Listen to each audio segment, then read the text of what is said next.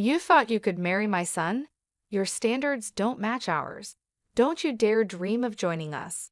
Anyway, the point is you're not the right person for my son. Now, leave. That's how coldly my father-in-law spoke to me. My mother-in-law joined in, saying, "You only approached Jake for money anyway." My name is Jessica. I'm 35 years old and I work for a company. Since graduating from university, I've been at the same job for years. Some of my coworkers left to start their own businesses, get married, or have children. But I stayed and devoted myself to my work every day. You might think I'm a lonely workaholic, but I'm not, because I have a boyfriend named Jake. Jake was a business partner. I thought he was a nice young man who took his work seriously. As we worked together, we started to like each other. He confessed his feelings for me, and we started dating. It's been a few years since we started dating, and now we're even engaged. But if you ask me if I'm not worried about marrying him, I have to admit that I am. He's younger than me, and I wonder if he's okay with our age difference, even though he says it doesn't matter. By the way, his father is a business owner, and Jake works for his father's company. This means that one day, Jake will take over the company and become its president. I was worried that his parents would oppose our marriage. I'd been feeling uneasy about it for a long time. Of course, I was happy when he asked me to marry him, but I wondered if we could really get married. However, Jake didn't seem to mind at all. His optimism was one of the things I loved about him. He had already met my parents, and we often had nice dinners together. My parents agreed that we should get married, and they liked Jake very much. Finally, the day came to meet Jake's parents. I had been so nervous about it for weeks. Their house was spectacular, just as I expected for the president of a company. It was so big that it felt like a royal palace. As soon as we arrived, I started to worry if my clothes were appropriate for the occasion. I had picked out nice clothes, but I wasn't sure if they were good enough. I'm from a normal family, so Jake's world felt very different from mine. Jake would take me to fancy restaurants and book expensive hotels for our vacations. He thought that sort of thing was normal, but it made me feel like he lived in a different world. Even so, he never pushed his values on me or bragged about being rich. I don't judge people by their money. I fell in love with you because of your personality and inner beauty, he would say. At first, I wondered why he was dating an older and ordinary woman like me. But his sweet words made me believe he truly loved me for who I am. Because we love each other deeply, Jake and I are getting married. I feel like I've met a wonderful man, and I want his parents to approve of our marriage. Don't worry, babe. I've already told my parents about you, he said to encourage me. Then the front door opened, and his mother welcomed us. Welcome, you must be Jessica. Yes, I'm Jessica. Nice to meet you. His mother gave me a quick nod and let us in. The living room was huge, and Jake's father was there, sitting on a big luxurious sofa, waiting for us. I felt nervous all of a sudden. Meeting his mother made me nervous, but his father was even more intimidating, as you'd expect from the president of a company. It's a pleasure to finally meet you. My name is Jessica. Thank you for inviting me today, I said, my voice shaking. Jake looked at me and smiled. Don't be so nervous. But his parents weren't smiling. They were staring at me with very cold eyes. I felt a chill down my spine. Please sit down, his father said, pointing to the sofa. It felt like a job interview. Well, no, excuse me, his father said as soon as I sat down. His mother agreed with him. Hey, Mom, Dad, what are you doing? What do you mean, no? It's rude to say such a thing, Jake said, upset, trying to defend me. But his parents didn't seem to listen. How old are you anyway? You look pretty old to me, his father asked. I'm 35, I replied. You're 5 years older than Jake. How can we accept Jake marrying an older woman like you? His mother said. Besides, it's already too late for you to have children, isn't it? We need someone who can give us grandchildren. I think it has to be a young woman, at least younger than Jake. I knew they would mention my age. And you're single at your age? I can't help but think you have some kind of problem. Maybe you're too difficult or have a bad personality or something like that, his mother added. Mom, what are you talking about? Jessica is a wonderful person with a great personality, Jake protested. Then why hasn't she married before? His mother shot back. Excuse me, I said. I know I'm a little older to be married, but I love my job and wanted to work hard. I've always prioritized my work over marriage.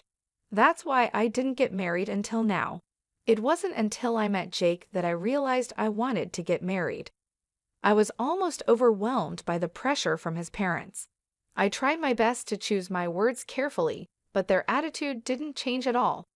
Working harder? It's not like the company you work for is a big one. Even if you work hard and get promoted, you don't get paid much, do you? I think you should focus more on making yourself more attractive as a woman. You know, it would be nice if you put in some effort. Yes, even at your age, you can still look better. Maybe some plastic surgery would help, his father said. Honey, that's too straightforward, his mother added. I saw his parents laugh for the first time, but it was only when they were making fun of us. I was so shocked and angry that I didn't know what to say. You thought you could marry my son? Your standards don't match ours. Don't you dare dream of joining us. Anyway, the point is you're not the right person for my son. Now leave, his father said coldly. My mother-in-law joined in. You would have approached Jake for money anyway. I don't know how you fooled my son, but you can't fool us too. That's enough. You guys can say whatever you want, but it's my life. I'll decide who I marry. Jake tried to defend me. I stopped him and said, I see. I understand how you feel, but it's quite rude of you to say such horrible things to me, especially since we just met. I don't care if you're richer or not. It's not important to me. But if I were to become rich, I definitely wouldn't want to be like you. I stood up and walked out. We don't need to have any more conversations. As I left their house, his father shouted, You've got to be kidding me. Don't you dare insult us, you beggar. We'll never allow you to marry my son. I don't want to be related to people like you anyway, I said. You're such a disgraceful person. I'd like to see the faces of the parents who raised a woman like you, his father fought back. I ignored him and left their house. Their attitude was just too much for me to handle. I walked outside, frustrated. Then Jake came running after me, looking worried. Jessica, I'm sorry. I never thought my parents would say something like that. It was horrible, but maybe it's a good thing we found out now. It would have been a lot more pressure if we got married in that situation. Anyway, I'm leaving them. I'm not taking over Dad's company. I'm quitting too. You shouldn't make such a decision in a rush, I said. I'm not rushing. I really do love you, Jessica. We didn't get together for money, so there should be no problem if I leave the house. Well, that's true, but let's go to your parents' house and tell them about this, he said, pulling my hand and starting to walk. My parents were surprised by our sudden visit, but they welcomed us warmly. While having tea, we told my parents what had happened. My father listened without saying a word. Jake, your father's company is called SpaceX, right? And your father's name is Henry Cavill. Yes, but why? That's what I thought. I see. Why don't we go with you to your parents' house now? Dad, what's going on? Because they said they wanted to see her face, right? Let's go show her face then, shall we? My father isn't the type to get provoked, so I was surprised by his reaction, but he was ready to go. So we had no choice but to go back to Jake's parents' house. This time, Jake's father answered the door, not his mother. You again, I won't forgive you, no matter how many times you come back. Whose daughter do you think you were talking to, Patrick? My father said. Jake's father looked at my father, rolling his eyes. It took him a few seconds to finally recognize something. Mr. Richard, is that you? You finally remembered. Your daughter means her father is me.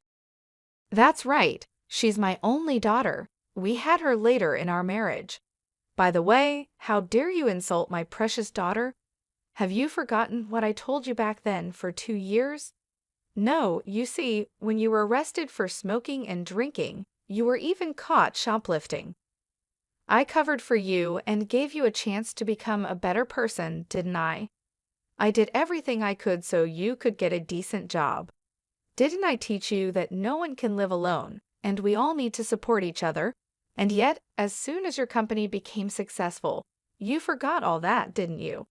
I apologize for that, Jake's father said, now looking fragile, a complete change from before.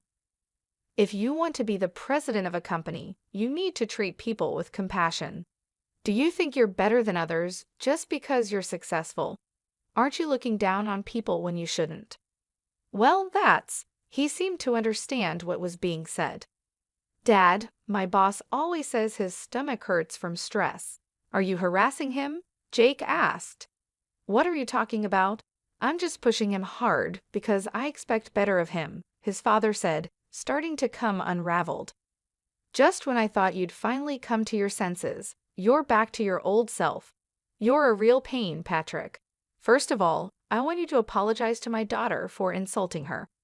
Yes, I am sorry, Jessica, he said, bowing his head to me, prompted by my father. It seemed that the master-slave relationship from their student days was still hard to change.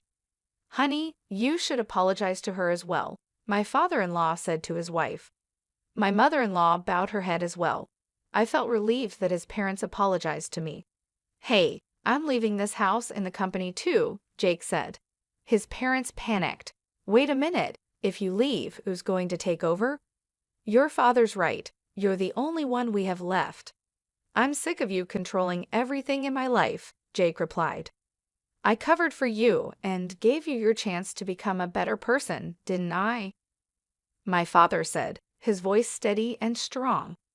I did everything I could so that you could get a decent job. Didn't I teach you that no one can live alone, and we all support each other? And yet, as soon as your company is successful, you forgot all that, haven't you? Jake's father seemed taken aback, his previous arrogance gone. I apologize for that, he said, his voice trembling. The man who had been so intimidating just moments before now seemed fragile, a complete change from before. If you want to be the president of a company, you need to treat people with compassion, my father continued. Do you think you're better than others just because you're successful? Aren't you looking down on people when you shouldn't? Jake's father hesitated. Well, apparently he had an idea of what was being said. He knew my father was right, but pride kept him from admitting it fully. Dad, Jake spoke up, his voice filled with frustration. My boss always says his stomach hurts from stress. Are you harassing him? What are you talking about? I'm just pushing him hard because I expect better of him, Jake's father said, but his confidence was waning. He was starting to come unraveled under the pressure. My father looked at him with disappointment.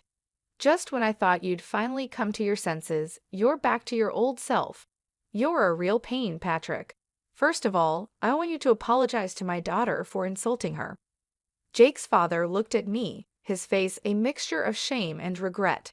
Yes, I am sorry, Jessica, he said, bowing his head to me, compelled by my father's firm stance. It was clear that the power dynamics from their past were still deeply ingrained. Honey, you should apologize to her as well, Jake's father said to his wife, who nodded and bowed her head too. I felt a wave of relief wash over me as his parents apologized. It was a small victory, but it meant a lot. Hey, I'm leaving this house and the company too, Jake announced, his voice steady and resolute. His parents' eyes widened in panic. Wait a minute, if you leave, who's going to take over? His mother asked, her voice trembling. Your father's right, his mother added, desperation creeping into her voice. You're the only one we have left. Jake shook his head, his resolve unshaken. I'm sick of you controlling everything in my life. I've made my decision. My father stepped forward, his presence commanding the room. Patrick, it's time you learned that respect and kindness are more important than wealth and status. You've been given a chance to change. Don't waste it. With that, we left the house. Jake and I walked away together, leaving behind the toxic environment that had tried to tear us apart. It was the beginning of a new chapter for us, one where we could build a future based on love, respect, and mutual support. I am going to start my own company and see how far I can go on my own, Jake declared. And I'll marry Jessica as I promised. Thanks for everything. Jake bowed his head deeply to say goodbye to his parents. Their faces turned completely pale and they froze in shock. Despite their reaction, we left them behind and walked away together. My father had been a high school teacher until he retired, and I had no idea that Jake's father was one of his former students. When I looked up the company Jake worked for on their website, I saw Patrick's picture. My father had told me that he had a student who became successful, but he never mentioned who it was. At first, my father was happy to see that one of his students had achieved something great. He always believed in hard work and integrity. You can't be blinded by money and forget what's important, he used to say. My father was a dedicated teacher, always strict about values like honesty and humility. Jake followed through on his promise. He quit his job and started his own business. I supported him while continuing to work at my own job. Jake had a natural talent for being a business owner, and his company started making a profit early on. I was proud of him and happy to see his success. We got married, just as we had planned, and became husband and wife. We live joyfully every day, supporting and loving each other. Our life together is filled with happiness and mutual respect. As for my father-in-law, his story took a different turn. Some of his employees sued him for harassment, which caused the company's stock price to drop significantly. As a result, he was dismissed from his position as president. It was a harsh reminder that no matter how successful you are, treating people with respect and kindness is essential. Seeing how things turned out for Jake's father made me even more grateful for my own father. My father taught me the importance of humility and compassion. He was a role model who lived with integrity and dignity, and I strive to live my life by those same principles. Now, Jake and I focus on building a life together, filled with love and mutual support. We work hard, enjoy our time together, and always remember the values that truly matter. Please subscribe to our channel if you like our story. We'll see you in the next video.